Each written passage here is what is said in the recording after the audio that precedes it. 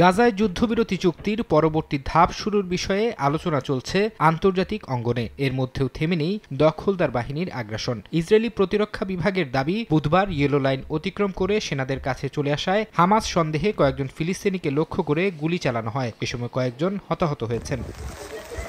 গাজার বাসিন্দাদের কাছে এখন শুধু ইসরায়েলি হামলাই চিন্তার একমাত্র কারণ নয়, প্রকৃতিও নির্দয় হয়ে উঠেছে উপত্যকার ফিলিস্তিনিদের ওপর। নিম্নচাপের কারণে শুরু হয়েছে ভারী বৃষ্টি, ডুবে গেছে আশ্রয় কেন্দ্রের তাঁবু। কিছু কিছু জায়গায় পানির স্তর 40 সেন্টিমিটার ছাড়িয়ে গেছে। এতে চরম বিপাকে পড়েছেন বাসিন্দারা।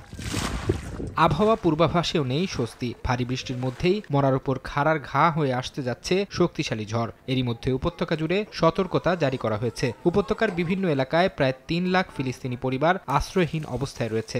ম্যাক্স, দেশের সবচেয়ে শক্তিশালী 52.5 এন গ্রেডের পিসিসি সিমেন্ট, যাদের জন্য আসন্ন ঝড়, তীব্র বন্যা এবং ধ্বংসযজ্ঞ বয়ে আনতে পারে বলে সতর্ক করেছে বিভিন্ন ত্রাণ সরবরাহকারী সংস্থা।